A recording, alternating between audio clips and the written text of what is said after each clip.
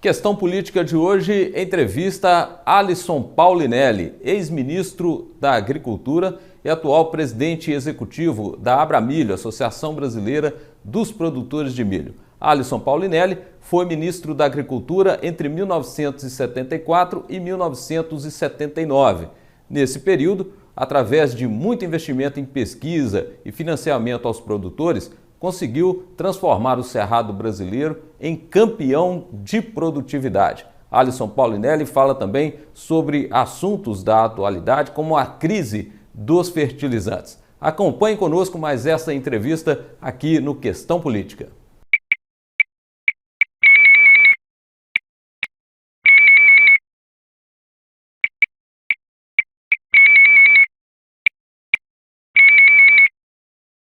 Alisson Paulinelli, um prazer receber o senhor aqui no nosso programa Questão Política. Prazer é todo nosso, Dário. Para mim, especialmente, é uma satisfação poder rememorar as minhas viagens aí na Zona da Mata, na região que vocês atendem, como também muito feliz por poder conversar com vários amigos que aí estão. Para mim, é uma satisfação muito grande. Bom, e a presença do senhor para nós aqui é muito importante porque nós temos vários assuntos para tratar. O senhor está aí aos 85 anos de idade, em plena atividade, está à frente da Abramilho hoje, né? O senhor é presidente executivo da Associação Brasileira dos Produtores de Milho, é isso? É isso mesmo. Estamos trabalhando lá com os companheiros. Como é que está esse trabalho hoje aí à frente dessa entidade de agronegócio? Olha, o Brasil está crescendo a sua produção, tem os quadros representativos de várias formas. Um deles é o sindical, a nossa CNA. Nós participamos da CNA também, onde, aliás, já fui presidente. Temos ainda também nos estados as nossas federações. Também participo aqui da Federação de Minas Gerais, com muito prazer. E, do outro lado, há também a formação de organizações da produção, como temos, por exemplo, em laranja, citros, em soja, em milho, que é o nosso caso, em aves, em suínos, em pecuária de corte, em pecuária de leite. Ou seja, todos os sistemas produtivos se organizam também em suas associações. A Abramilho é uma delas. E eu estou muito feliz de estar participando, junto com os companheiros produtores de milho, desse esforço para que o Brasil continue a crescer na produção de milho e atinja o grau que o mundo espera. O mundo espera que o Brasil seja, em breve, o maior produtor de milho também. Bom, o senhor falou, né, de vários setores produtivos do nosso agronegócio. Que posição o milho, a produção de milho, ocupa hoje no Brasil? Olha, ela é muito importante porque, junto com a soja, o milho entra em 70% da ração animal. Portanto, não só no Brasil, a soja e o milho estão sendo consumidos cada dia em maior volume, mas especialmente nos países que não têm condições de ampliar as suas safras e precisam desses dois insumos para a ração, a soja e o milho. O Brasil já é o maior produtor e exportador de soja do mundo, e no milho nós somos o terceiro e deveremos chegar breve como segundo e primeiro. Bom, a gente hoje tem realmente esses números impressionantes aí do nosso agronegócio, e eu queria que o senhor falasse um pouco da sua trajetória, quando lá em 1974 o senhor assumiu o Ministério da Agricultura no governo Geisel, né? Ficou lá 5 anos do governo Geisel e já lá se vão 48 anos. Qual era o panorama da agricultura brasileira naquele tempo? Olha, o Brasil passava por uma crise muito forte. Não era só o Brasil, todos os países da região tropical do globo eram importadores de alimentos. O Brasil importava uma quantidade muito grande. Naquela época, o Brasil tinha em torno de 90 a 95 milhões de pessoas que, para manter a sua alimentação, eles precisavam de importar. Importava o trigo quase 100%, importava o leite 50%, importava a carne bovina, por exemplo, nós importávamos tudo que tinha na Argentina, no Uruguai, e fomos o primeiro grande importador de carne da Austrália. Como também nós importávamos o arroz, o feijão. A nossa agricultura era uma agricultura incipiente, extrativa. Nós não tínhamos a tecnologia para produzir e concorrer com os países temperados que produziam com muito mais produtividade, com muito mais racionalidade do que o nosso. Só produzimos aqui, naquela época, os produtos tropicais. O primeiro deles, e o grande produto que nós exportávamos, era o café, que há mais de 300 anos vem sustentando de maneira brilhante a balança comercial brasileira. Hoje ainda é importante o café, embora ele agora não seja mais o principal produto exportado. Naquela época, era 80% da nossa exportação era café. Tínhamos também a exportação de cacau, tínhamos a exportação de borracha, principalmente das regiões mais úmidas. O cacau, principalmente da Bahia, do Amazonas, e a borracha era quase toda da Amazônia. Infelizmente, o Brasil não levou a sério esse problema desses dois produtos. O cacau foi levado para a África e a África passou a ser grande concorrente do Brasil. E a borracha, especialmente no período da Segunda Guerra Mundial, ela teve um valor comercial muito grande. Quando esse valor subiu muito, os asiáticos da região meridional vieram aqui, pegaram essa planta, levaram para lá e trabalharam essa planta geneticamente e passaram o Brasil na exportação de cacau. Hoje é que nós estamos recuperando aqui no Brasil a nossa posição de grande produtor, mas houve um período em que isso aconteceu. E a outra coisa que nós exportávamos era madeira, mas era um sistema extrativo. Tanto assim que o Brasil tem nome de Brasil pelo pau-brasil, que ele exportou todo e acabou. Hoje nós temos ainda uma exportação grande de madeira proveniente de áreas onde existem ainda as madeiras tropicais. Esse problema está sendo hoje mais complicado, porque a exportação agora, com a nova legislação que o Brasil tem na área ambiental, especialmente o Código Florestal Brasileiro, ela está sendo cada dia mais limitada. Mas, mesmo assim, o Brasil é um dos países que mais planta florestas. Nós temos aí praticamente 3 bilhões de hectares de florestas plantadas. Minas Gerais é o que mais tem. Nós temos, nestas florestas, a oportunidade de fazer, principalmente, o abastecimento da madeira para construções e outros fins nobres, mas também aqui no Brasil, e hoje com muita intensidade, para a polpa de papel. O Brasil é um dos maiores exportadores de polpa de papel do mundo, feito com a madeira que é produzida aqui, plantada e produzida aqui. Ou seja, é uma produção de celulose hoje sustentável, né? É muito sustentável. Sim. O Brasil tem dado demonstração de que tem uma das melhores polpas de papel do mundo, exatamente porque suas florestas são mais homogêneas, plantadas, e a fibra é muito bem trabalhada. Agora, esse era um problema que você me perguntou na época de 74, levava o Brasil a uma situação bastante débil. Por quê? Essa importação de 1/3 dos alimentos que nós tínhamos, ela foi muito prejudicada em 1968, quando houve um tumulto no mundo em relação ao abastecimento. Os Estados Unidos da América do Norte, que eram o grande exportador,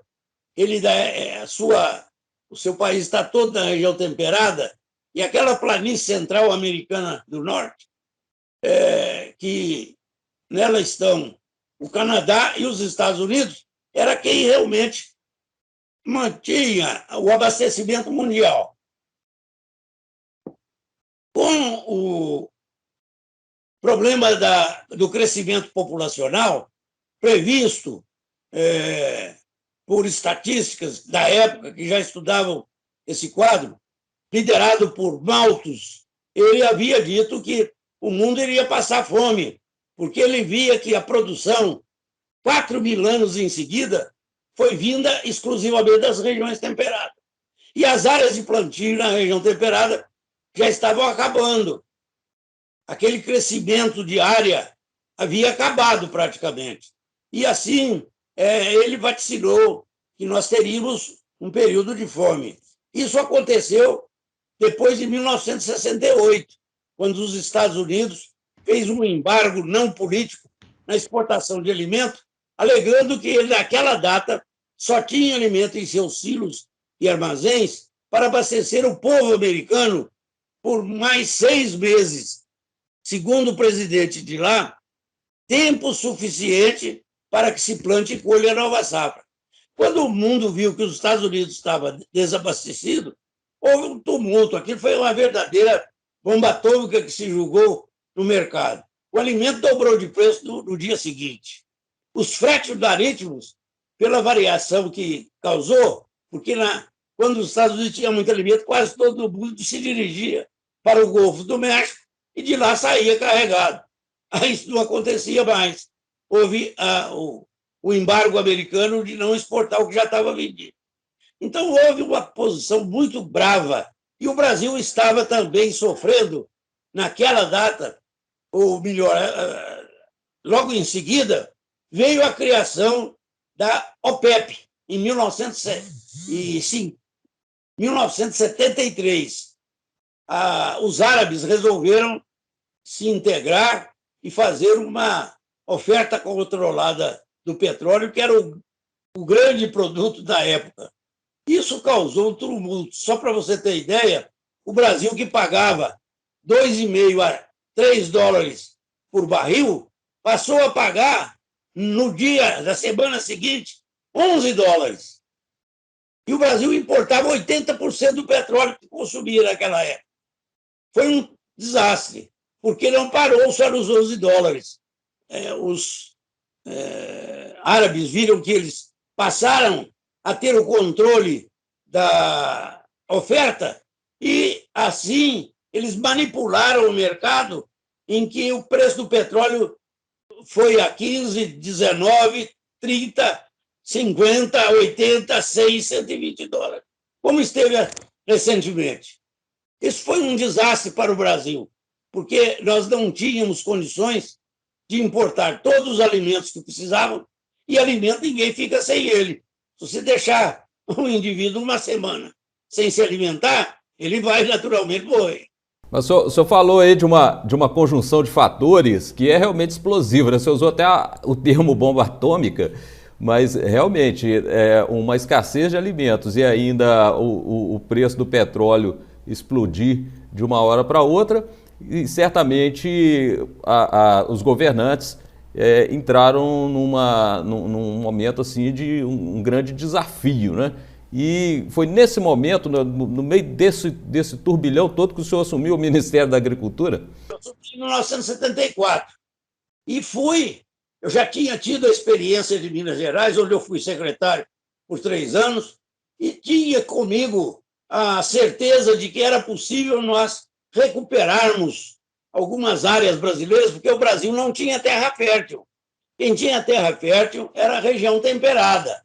As terras eram mais novas, muito férteis, bastava que o produtor de lá arrancasse a vegetação nativa e ele já cultivava direto, tendo produtividades fabulosas. As condições de clima deles também, o frio os ajudava, fazendo uma seleção e uma sanidade na sua terra, e obrigando que o solo descansasse por 6 meses, que era o período frio. Quando vinha voltando na primavera, o sol primeira coisa que ele fazia era derreter a neve e umedecer o solo. Como também o frio tinha abatado todas as pragas e as doenças, e a planta, então, tinha uma verdadeira explosão biológica que ninguém concorria com eles.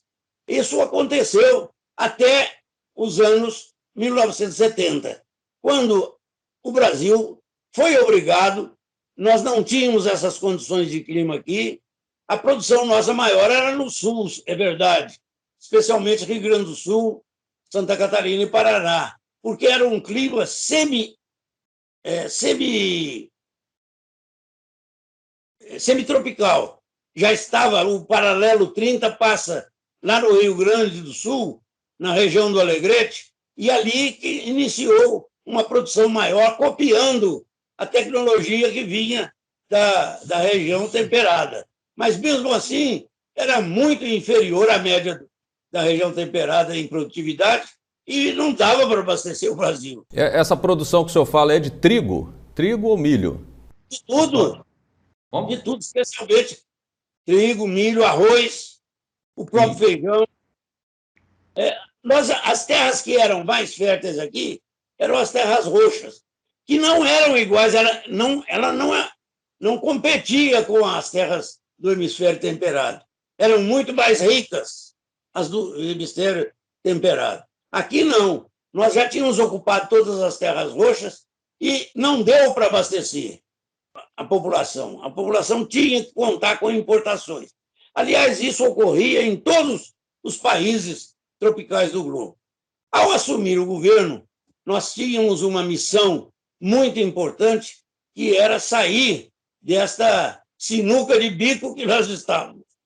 Ou produzia alimento, ou aumentava petróleo, não tinha outra saída. O alimento, como eu disse, não pode deixar de ser suprido diariamente. O homem com fome é a prioridade, né? Prioridade número 1. E o petróleo, exato. O petróleo no Brasil já era muito importante também, porque todo o nosso transporte, tanto de produtos brutos como de massa às grandes cidades, era feito através do petróleo. A energia produzida no Brasil já tinha muita energia produzida também com o petróleo. E o uso do petróleo em várias indústrias, o Brasil estava em condições precárias para comprar esse petróleo no preço e ainda concorrer com os outros países que tinham tecnologia. A única solução que discutimos antes de entrar no governo, qual seria a saída do Brasil? Não foi por competência do ministro da Agricultura da época, que era eu. Foi muito mais uma análise fria de que a única saída que o Brasil tinha era conseguir aumentar a sua produção, ser autossuficiente no abastecimento alimentar e ampliar, se for possível, para equilibrar a nossa balança, porque qualquer economista que fosse convidado a fazer uma análise na balança comercial brasileira, ele ia dizer que no Brasil não tinha vida por mais de 3 a 5 anos. Se ele não começasse a reagir neste quadro que estava, ele estaria falido. Ele não teria recurso para comprar nem alimentos e nem o petróleo. Isso seria uma desgraça para o país. Foi aí que definiu-se. Em primeiro lugar, saímos atrás de onde tem tecnologia tropical no globo. Não encontramos em lugar nenhum. Em segundo lugar, acreditamos na juventude brasileira, acreditamos na competência dos nossos profissionais. A Embrapa, recém-criada, foi trabalhada para assumir o papel de criadora de novas, pela ciência, de novos sistemas produtivos para a área tropical. A Embrapa é a empresa brasileira de pesquisa em agronomia ou agropecuária? Pesquisa agropecuária, Embrapa. Ela tinha sido criada pelo ministro Cirne Lima, mas ela estava no papel, porque o ministro Cirne Lima assinou numa semana, na semana seguinte ele brigou do governo saiu e a Embrapa ficou praticamente estagnada. Quando definiu que seria eu o novo ministro, eu não tive dúvida. Dei o trato necessário. Escolhemos a Embrapa para repetir o que eu tinha feito em Minas com a nossa Epamig aqui. E lá deu muito certo, porque o governo acreditou, possibilitou que nós fizéssemos as transformações necessárias de um órgão de administração direta para que a Embrapa tivesse a autonomia administrativa, técnica e financeira que ela precisava. E julgou realmente pela primeira vez, os nossos cientistas exclusivamente fazendo tecnologia, fazendo inovação. Isso deu muito certo. Além disso, nós tivemos a autorização para contratar 1.000 profissionais. E você vê como era o país daquela época. De uma vez, um concurso para 1.000 profissionais, só apareceram 52 pós-graduados. 2 estrangeiros e 1 naturalizado. 49 brasileiros. E o restante? Nós mandamos que se contratasse com pós-graduação, e eles já entraram diretamente no trabalho. E os outros 950, nós contratamos e fomos aos outros órgãos de pesquisa no Brasil. As instituições estaduais de pesquisa, as instituições privadas, do setor privado, e todos eles, a própria Embrapa, todos eles se reuniram e nós fizemos, na época, um agressivo programa de pesquisas agropecuárias para o Brasil. Era um programa integrado. Trabalhava a Embrapa, trabalhavam as nossas universidades, trabalhavam as instituições estaduais de pesquisa e trabalhava a iniciativa privada. Assim, nós suprimos, em parte, a deficiência que a Embrapa tinha. E mais do que isso, conseguimos um recurso internacional no valor de 200 milhões de dólares e mandamos para o exterior, não só os 950 da Embrapa, que não tinham pós-graduação, para ir se preparar, mas também mais 462 das estaduais de pesquisa, mais 100 das universidades. Mandamos 1.530 profissionais para os melhores centros de pesquisa do mundo, para irem lá e conhecer a ciência no mais alto grau. Mas eles foram uma missão muito bem definida. Tecnologia e inovação é aqui no Brasil, nos biomas tropicais brasileiros. Nossa experiência em Minas Gerais, no Cerrado, tinha dado certo.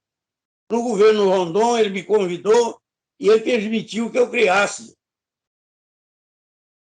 a hoje Epamig que nós temos, e ela me ajudou também fazendo um programa integrado com as universidades, com a iniciativa privada.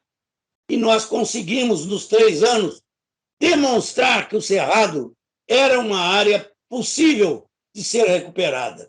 Quando cheguei lá, não tive dúvida nenhuma.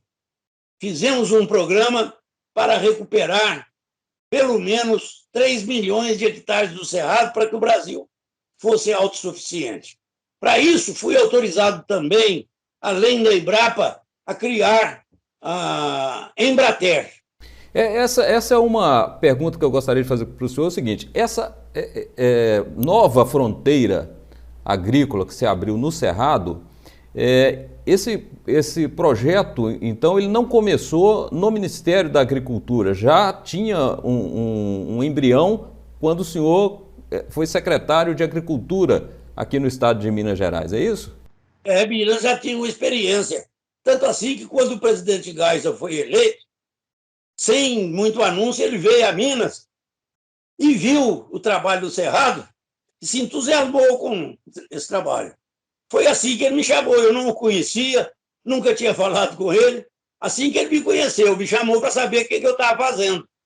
Ficou satisfeito e acabei saindo de lá ministro. E tentei fazer isso com a maior eficiência, porque era fatal se houvesse um erro. Nós criamos, além da Embrapa, a Embrater, para fazer assistência técnica aos nossos produtores que precisavam de realizar mudanças profundas para que o cerrado e as áreas de produção no Brasil fossem produtivas. Isso foi feito através da Embrater, que, além da assistência técnica, dava uma assistência creditícia, financeira, através das instituições do governo federal, Banco do Brasil, os outros bancos oficiais e os bancos privados, que foram também convocados para investir no setor agrícola. Foi uma época bastante profícua. O agricultor brasileiro acreditou, esse programa para desenvolver o cerrado, ele levou o nome de Polo Centro. Esse Polo Centro foi talvez o maior programa que o Brasil já teve. Talvez não, é o maior programa que o Brasil já teve. Era uma equivalência de 3 bilhões de dólares na época, isso era muito dinheiro, para que em 5 anos o Brasil estivesse ampliando a sua produção em pelo menos 3 milhões de hectares de cerrado. Posso lhe contar que deu muito certo, porque além do governo ter garantido não só a produção e geração de conhecimento da Embrapa, o apoio do produtor com assistência técnica, assistência creditícia, e esse crédito era para tudo o que ele precisasse. A limpeza do solo, a primeira aração, a primeira gradagem, depois a colocação dos produtos químicos, depois o trabalho biológico nas plantas, tudo isso era financiado pelo governo federal e acompanhado rigorosamente pelo nosso sistema de extensão, que fazia também a avaliação disto. Assim, nós corrigimos em cada região o que precisasse em tempo real. Não se perdia tempo em fazer experiências que, se precisavam de outras alternativas, elas eram trabalhadas pela pesquisa, pela extensão, e assim nós conseguimos, em tempo recorde, 2 grandes fatos. O primeiro deles é que o cerrado, que era uma área improdutiva, o cerrado não era capaz de produzir antes desses programas. Era uma área já degradada por mais de 150 mil anos a sua formação, e, além disso, nós tínhamos um problema muito sério, porque ele foi desgastado, por exemplo, pelo fogo. Quando o índio, que já estava aqui antes do descobrimento, descobriu o fogo, ele começou a ver que ele queimava parte do cerrado e ali vinha a brotação e as caças se concentravam, e ele ali tinha como obter a sua alimentação, especialmente a proteína, que ele não tinha muito, ele não sabia cultivar proteína. E assim ele conseguia manejar o cerrado. E houve um fato que não foi muito favorável para nós. O cerrado tinha que ser queimado todo ano, porque o índio sabia que, se ele deixasse um ano sem queimar, a macega que se forma, aquela quantidade de matéria seca que o cerrado sempre deixa, era um volume total que o índio botava fogo e depois não tinha o controle do fogo, acabava queimando, inclusive, suas aldeias, as choças, etc. Então, o que os índios já faziam naquele tempo era uma espécie de manejo, né, do ecossistema, né? Pelo fogo. Isso está mais do que comprovado. Bom, entramos com, primeiro, a segunda coisa que judiou muito o cerrado, a primeira foi essa que eu chamei a atenção do fogo. Segundo, foi quando chegou o colonizador e viu o índio botar fogo no cerrado e caçar os animais. Ele perguntou, mas se serve para os animais, serve também para a vaca, para o boi, para o cavalo, etc. E continuou fazendo a mesma coisa do índio, queimando sucessivamente o cerrado. Com o fogo, com as chuvas torrenciais, com o casco dos animais, o cerrado foi degradado. Ele lixiviou com as chuvas fortes, ele torrou suas árvores eram todas retorcidas pelo fogo e também foi estragado pelo pisoteio. Só que no Cerrado só se conseguia botar um animal em 10 hectares, não mais do que isso. Era uma exploração extrativa vergonhosa, não? Tanto assim que nós não tínhamos condições de produzir nem a carne que nós precisávamos no Brasil.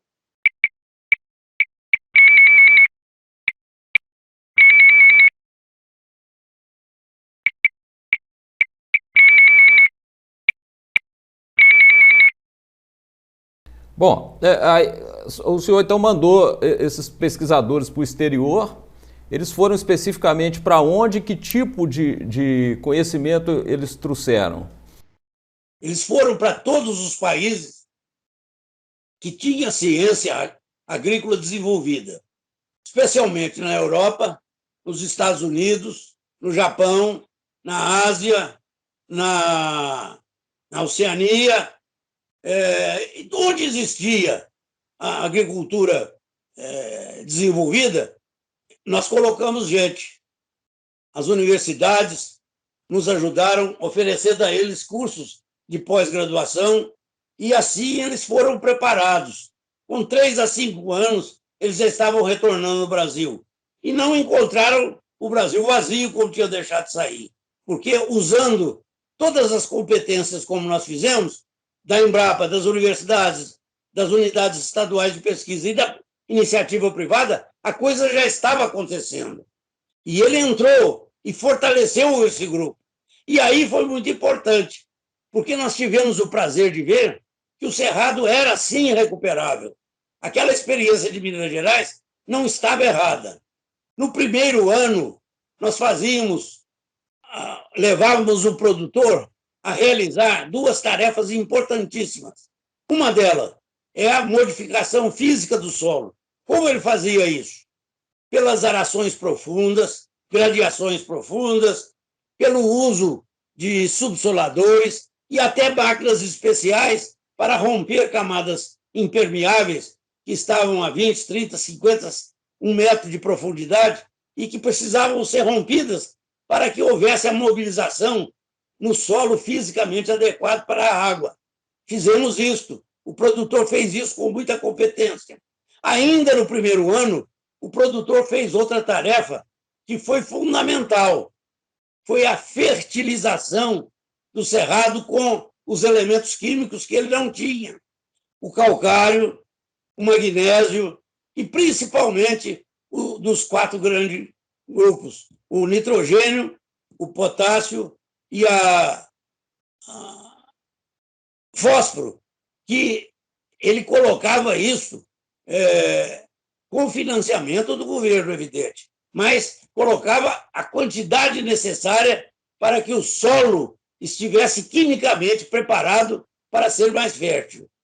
E aí ele realizava o seu grande sonho, plantava esta área e começamos a ver que, enquanto ele fazia o plantio e usando especialmente uma inovação que foi fundamental para o Brasil e para o mundo, que é a inovação biológica para recuperar a microbiologia dos solos do Cerrado.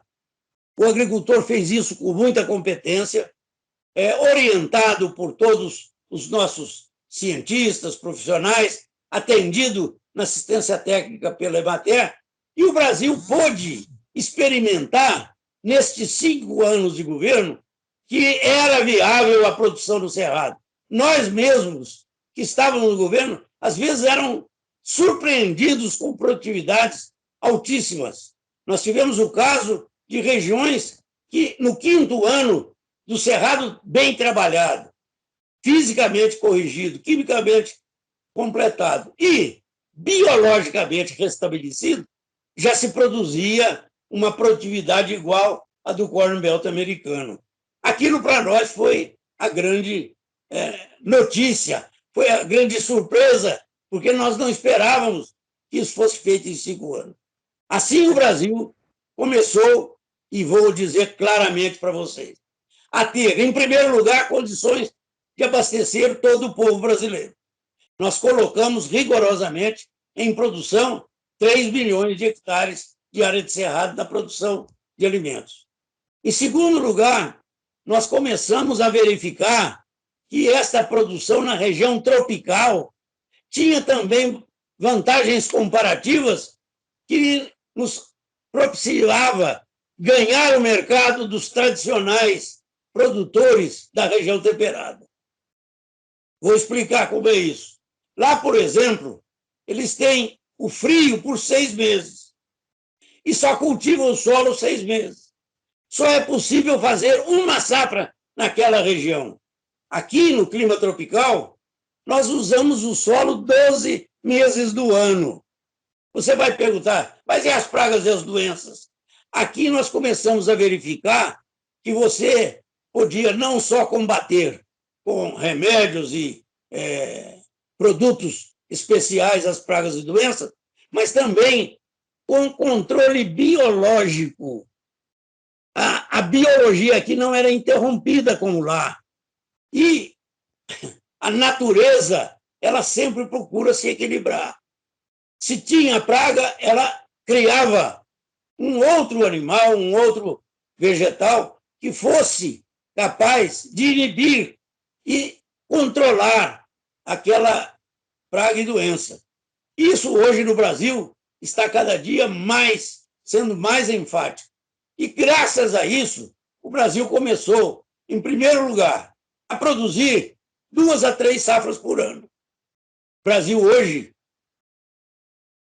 é um país que, através da irrigação, produz, nas suas áreas tradicionais de produção, 3 safras no ano, porque aqui o clima é quente, você tem o calor, a luz, o solo preparado, a planta adequada e o homem com capacidade de fazer isso. Assim, o Brasil começou a produzir muito. E começamos a ver que nós entrávamos no mercado internacional com produtos cada vez com melhor qualidade, a preço mais barato. Quem na mesma área produz 3 safras, é infinitamente menor o preço do produto. E, ao mesmo tempo, com constância de oferta. Isso para o mercado internacional é fundamental. Bom, deixa eu só interromper o senhor um pouquinho. Quando o senhor fala cerrado, o senhor fala de uma faixa territorial que começa onde e termina onde e abrange quais estados brasileiros? Ele abrange 7 estados brasileiros, começa lá no Nordeste e vai até o Paraná. É muito importante que esse cerrado ele tem algumas dificuldades, essas foram resolvidas pela ciência e pela tecnologia, mas oferece também facilidades. O clima é chuvoso por 6 meses e não tem chuva por 6 meses. A temperatura ela permite que em qualquer época do ano você produza qualquer produto desse cerrado.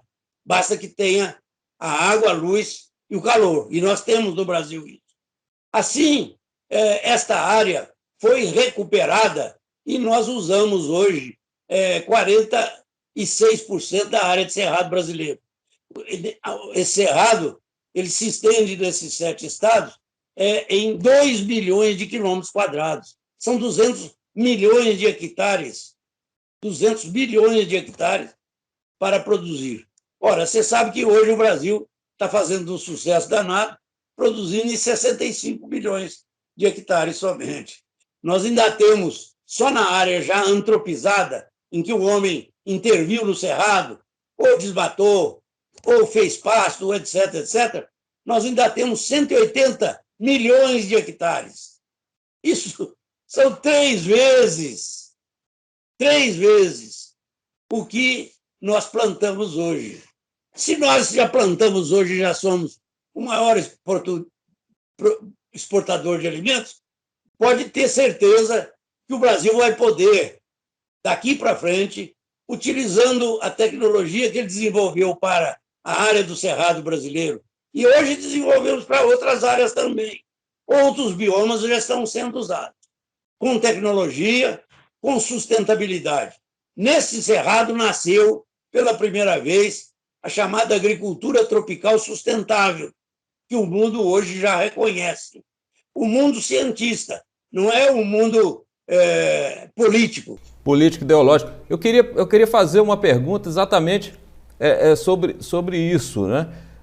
O senhor está me contando aqui uma história fantástica, né? De recuperação de uma área degradada, não só com produtos químicos, mas também com a própria utilização, né, de recursos biológicos, ou seja, algo que estava degradado passou a ter vida, passou a ter produção, mas no campo político ideológico, o agronegócio brasileiro é acusado de ser desmatador, né, de abrir fronteiras agrícolas, destruindo. Como é que o Alisson Paulinelli hoje, depois de passar por tudo isso e ainda está na ativa, vê esse tipo de afirmação e de difamação com relação ao agronegócio brasileiro? Olha, eu vejo com tristeza, porque quem está fazendo isso é muito mais ou um jogo comercial ou o interesse ideológico. São as chamadas viúvas do Muro de Berlim. Quando terminou a Segunda Guerra, todo mundo sabe, se construiu um muro separando o comunismo para a parte norte de Berlim e o capitalismo, a livre iniciativa, para a parte sul. Os que defendiam o comunismo ficaram muito tristes, porque a expectativa deles é que, quando se abrisse o muro, a parte dos livre iniciativa e capitalismo iriam invadir lá, e os outros teriam toda vamos chamar uma condição de vida muito melhor. Um bem-estar, né? Bem-estar social, né? Quando se derrubou o muro, foi o contrário. Do outro lado, era um atraso vergonhoso, tinham andado para trás. Foi preciso que os países do lado de cá, da Europa toda, não foi só a Alemanha, se unissem para tentar recuperar a área comunista. Isso foi vexamoso para eles. E eles, naturalmente, que perderam muito das suas teses ideológicas, porque viram que o mundo livre foi muito mais desenvolvido do que o mundo socializado. Isso ocorreu de maneira brutal, a ponto de ter desmanchado grande parte das ondas socialistas que o mundo passou. O socialismo radical, não é? Porque socialismo todos nós temos, mas o radical, principalmente, são aqueles que defendem o Estado como promotor de tudo. Aqui nós devemos o contrário. O Estado apenas cumpre algumas missões, que são, inclusive, equilibrar a renda e as condições de vida, através de impostos, etc., como também prover algumas bases para a sociedade, como educação, saúde, infraestrutura, segurança e assim sucessivamente. Eu tenho uma pergunta para fazer para o senhor. Nós tivemos, né, como o senhor disse aí, a queda do Muro de Berlim, mas o Brasil passou pela experiência de um governo mais alinhado às teses socialistas, que foi o governo do PT. Uma das propagandas do governo do PT é de que o PT tirou o Brasil do mapa da fome. Como é que o senhor avalia essa afirmativa aí dos petistas? Olha, não é bem isso não, viu? Não foi, inclusive, só o Brasil que fez isso. Nós tivemos na África várias experiências do Fome Zero. O Brasil copiou isso, inclusive capitaneado pela FAO, que demonstrava que em todos os países a competência do homem faz existir diferenças sociais entre as camadas de população. Não é só aqui, é no mundo inteiro. Uma das funções de governo é equilibrar isso. O que se fez, na realidade, foi uma tentativa de evitar a fome no Brasil com um programa chamado Fome Zero. Esse programa ele já existia antes, ele já estava em funcionamento antes. O que precisava era criar condições e oportunidades para que estes, que dependiam de uma ação social forte do governo e da sociedade, tivessem oportunidade também para melhorar as suas condições de vida. E isso hoje é muito discutido, porque sem educação, sem preparo, sem a influência de uma família bem organizada, que tenham princípios, que tenham definições básicas da existência do homem, como sendo um animal que precisa de ser gregário, precisa de ter oportunidades semelhantes a que todos tiveram e que ele tem que procurar a sua evolução. Isso não ocorreu no Brasil, infelizmente. Criou-se uma ação muito mais de doação de recurso ou dinheiro ou alimentos para essas famílias. E nós, no Brasil, ainda vamos ter muito a fazer, porque é um país que é um dos países mais ricos em recursos naturais. Isso é uma dádiva de Deus, e que nós temos de ter aqui no Brasil a capacidade de saber dar oportunidade a todos para que usem essas facilidades e esses recursos para o seu bem e de sua família, e que constituam as suas famílias em bases do entendimento, do amor, da aproximação, e não de guerrilhas, e não de destruição da família, que é um dos males que o Brasil passou nesses últimos quase 30 anos. Isso tem de ser apagado.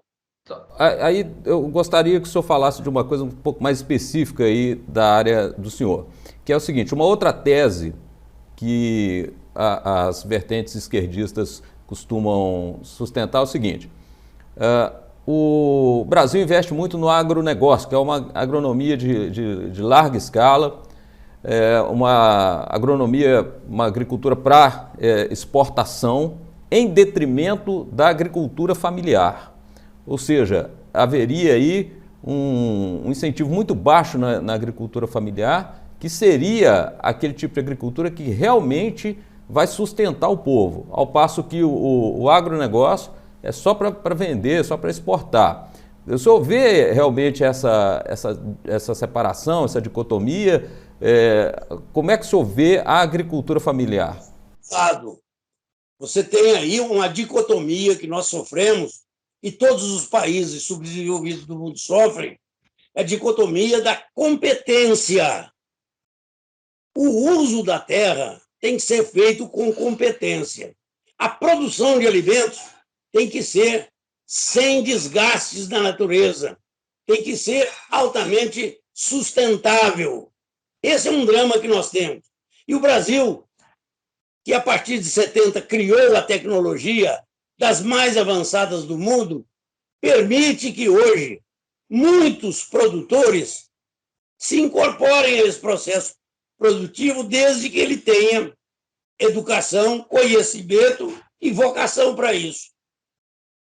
Vou lhe dar um dado que é absolutamente seguro para se manter essa tese. O Brasil tem área suficiente para que todo brasileiro, nós somos 8.500.000 quilômetros quadrados. Isso é uma quantidade equivalente a 850 milhões de hectares. Você teria condição de, a cada grupo familiar, dar a eles uma terra que fosse possível. E foi oferecida a muitos deles.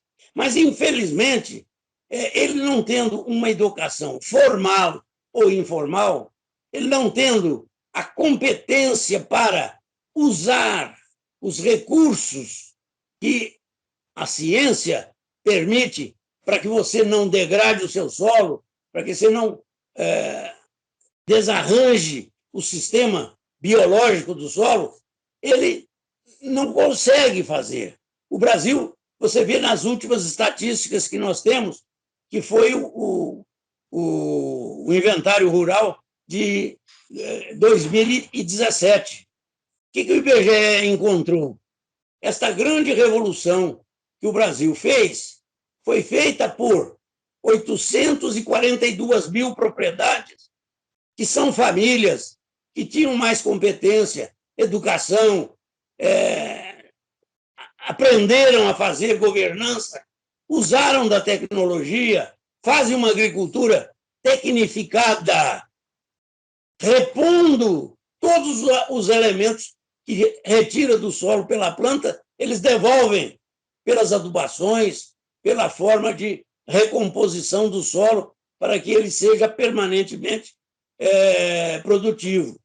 Do outro lado, o IBGE encontrou 4,5 milhões de propriedades, 4,5 milhões de propriedades, onde o agricultor não teve conhecimento, teve acesso ao crédito, mas não soube usar esse crédito, ele não tinha a capacidade de fazer uma agricultura tecnificada, ele fez agricultura extrativa, ele vai, produz na área, derruba a floresta, o mato, ou seja o que for, e planta enquanto tem resíduo da fertilidade daquele solo antigo.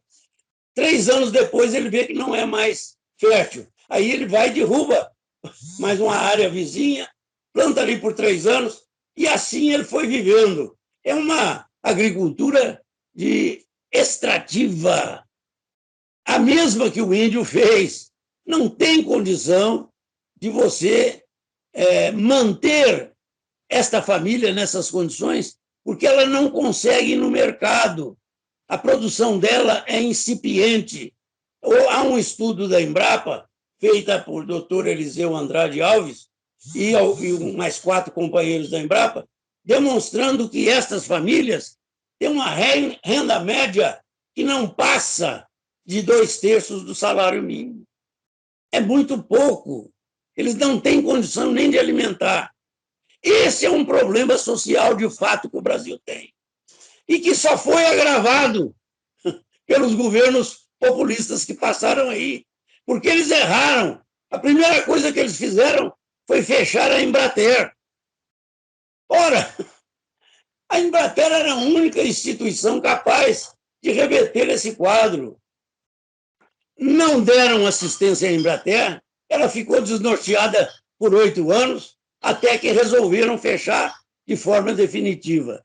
Isto foi um desastre para o país. Nós temos hoje de pensar bem, estamos trabalhando um grupo de voluntários que estão vendo que esse erro não pode continuar.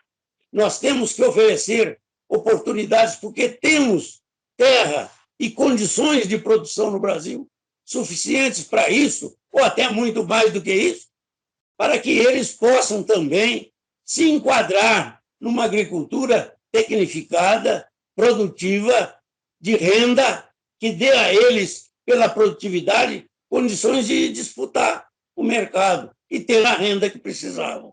Esse é um problema logicamente trabalhado. Nós estamos caminhando aqui para o nosso encerramento. Eu queria que o senhor falasse um pouco como o senhor e os seus companheiros aí da Abramilho estão estão se preparando para o que, infelizmente, está vindo aí, uma crise no setor de fertilizantes. Parece que essa crise já está instalada e tende a piorar com essa situação de guerra. Como é que está aí a expectativa do senhor e dos seus companheiros? Olha, nós acreditamos no mercado. Você não pense que os países que industrializam, e o Brasil não teve condições até hoje de industrializar tudo que precisava, então nós somos importadores de mais de 70% do adubo que consumimos. Esse foi um erro de estratégia. O Brasil precisava está produzindo. Nós deixamos um plano de autossuficiência feito em 1976, 77. Apenas começamos as produções de potássio lá em Carmópolis, que ainda hoje é o único potássio fabricado no Brasil, e está terminando já a mina, e abrimos várias outras linhas que possibilitam o uso e a fabricação desses fertilizantes. No entanto, agora com a guerra, surgem problemas políticos. Eu não creio que seja a Rússia, seja a Bielorrússia, seja o Canadá, seja o próprio Estados Unidos, vá perder a chance de vender produtos para o Brasil. Eles vão vender, vão querer mais caro. O frete marítimo subiu escandalosamente nesses 3 últimos anos. Só para você ter ideia, tem áreas em que o frete marítimo passou de $3 passou de $300 para $900 a tonelada. Isso é muito pesado para os países que são consumidores, como também é pesado para o Brasil, que agora é exportador, porque o frete é caro para lá, mas é de lá para cá, mas é daqui para lá também. Eu acredito que esse arranjo dos fertilizantes vai ter um problema que é inevitável, já está acontecendo. Ele está subindo de preço. Mas quem fabrica vai ter que vender. Mercado é mercado. Você não monta uma indústria esperando que vai haver uma briga dos seus vizinhos e quando tiver a briga você fica parado. Não existe isso. Eles têm compromissos também. O governo está agindo rápido. A nossa ministra é muito hábil. Ela já manteve contato com outros países fornecedores, por exemplo, na região da Arábia Saudita, na região do Irã, na região do Canadá. Ela está indo agora no Canadá, que também é exportador de alimentos, como já teve lá na região russa também. Acertos têm de ser feitos. Quem produz precisa vender. Eu não acredito que essa guerra vai ser uma guerra, a terceira guerra mundial, se houver, ela destrói o mundo todo. Aí acabou, não tem como. Mas eu acho que os homens vão ter que ter consciência de que o poderio bélico que eles têm, especialmente o chamado poderio bélico físsil, o atômico, não pode ser disparado, porque nós vamos acabar com a humanidade.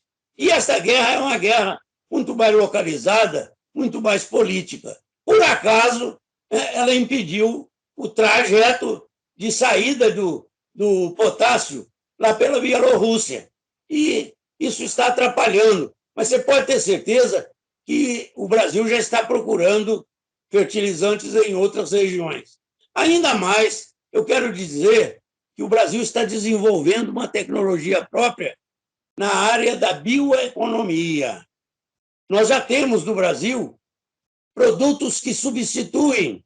A doutora Joana Doberai, em 14 anos da Embrapa, ela, através de um fungo e de uma bactéria e a raiz de uma leguminosa, conseguiu fazer uma simbiose desses 3 elementos e esta simbiose é caracterizada por um nódulo na raiz da leguminosa que atrai o nitrogênio do ar, retira o nitrogênio do ar que penetra no solo e leva para a planta. Com isso, o Brasil hoje já usa o fertilizante nitrogenado em muito menores condições na soja, por exemplo, como todos os nossos concorrentes. Além de produzir grande 80% do nitrogênio que a soja precisa, essa combinação simbiótica deixa no solo 120 a 130 a 150 quilos de nitrogênio para a futura safra. Foi assim que o Brasil conseguiu fazer a segunda safra de milho, muitas vezes mais barato e de melhor condição do que os milhos produzidos pelos nossos concorrentes. Você vê que a ciência está aí para recuperar isso. A bioeconomia, o Brasil vai fazer agora programas de rochagem, de remineralização do solo, e com o uso de fungos, bactérias e tantos outros elementos que podem ser usados